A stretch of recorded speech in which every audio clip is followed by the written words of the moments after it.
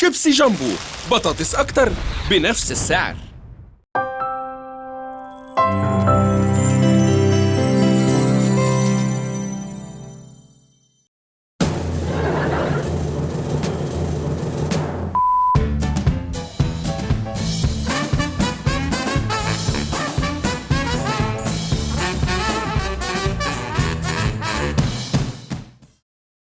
بما ان ورنر براذرز اعلنت ان بين افليك هو باتمان الجديد، فقلنا نلقي نظره على باتمان ذا دارك نايت، ذا كيت كروسيدر، رجل الوطواط.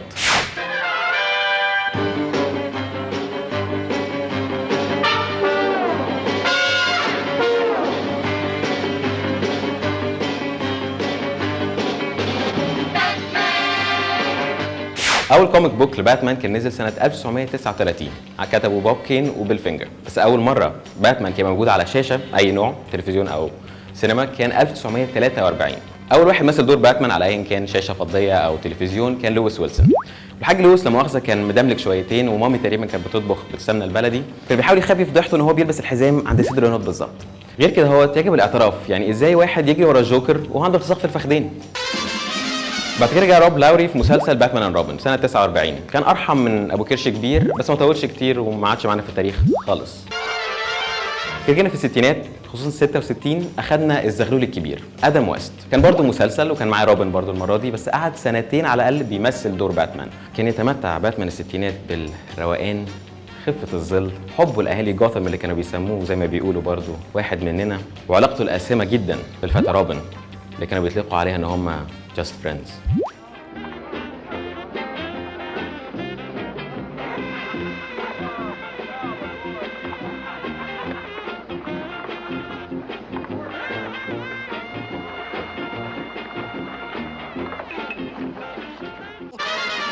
طبعا بعد الاعمال السوداء الكتيره بتاعت الستينات باتمان اختفى كومبليتلي لغايه سنه 89. لما رجع تاني يلبس العفريته كان مايكل كيتن في اول فيلم محترم وكبير ينزل في السينما.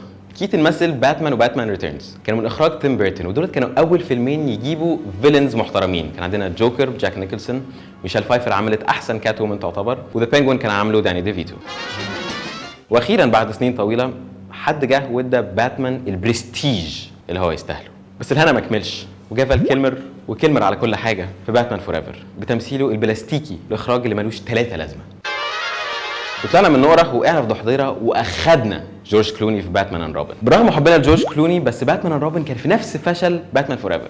ما ساعدش طبعا ان شوازنيجر كان مدهون فضي، او عوده العلاقه القاسمه ما بين باتمان وروبن، او طبعا البدله اللي كانت بتركز على بعض الاشياء اللي ما كانش ليها علاقه خالص بسياق الدراما.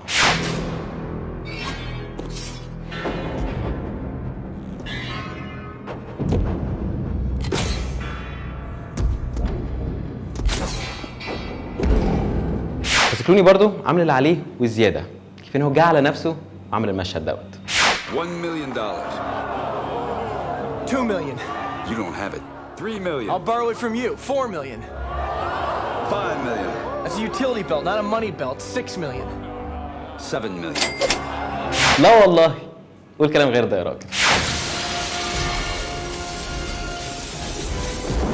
Hi, Freeze. I'm Batman.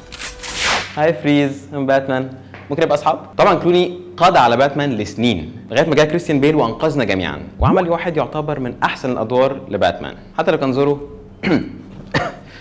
محشرك سنه.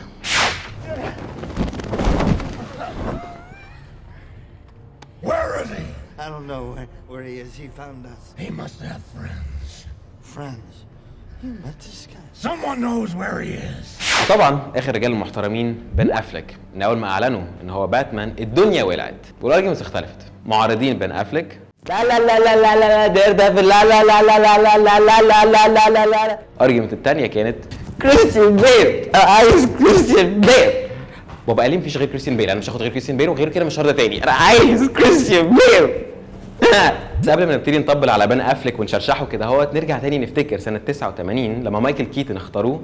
الناس بعتت 50,000 رساله لورنر براذرز بيعترضوا عليه، فراهوا كل حاجه بس مايكل كيتن كان اول باتمان عادل نشوفه في حياتنا. غير كده لما اختاروا هيث ليدجر يبقى ذا جوكر في ذا دارك نايت رايزز كله ما عجبوش واعترض، يقولوا لك ده الواد بتاع 10 ثينجز هيت اباوت يو، ده بشعر طويل وحيحان وما اعرفش ايه. وفي الاخر اخد اوسكار لاحسن ممثل مساعد وعمل احسن فيلن ومحدش عارف يعمل زيه تاني لغايه دلوقتي.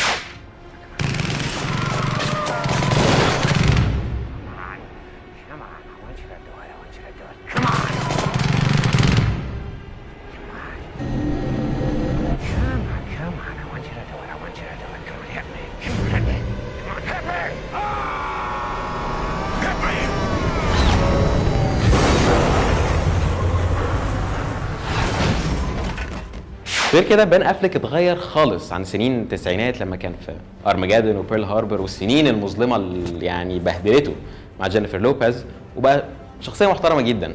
اختلف خالص، بقى دلوقتي مخرج عمل حاجات زي جون بيبي جون، ذا تاون، ارجو اللي كان اخر حاجه هو عملها وكسب عليها احسن فيلم في الاوسكار اللي فات.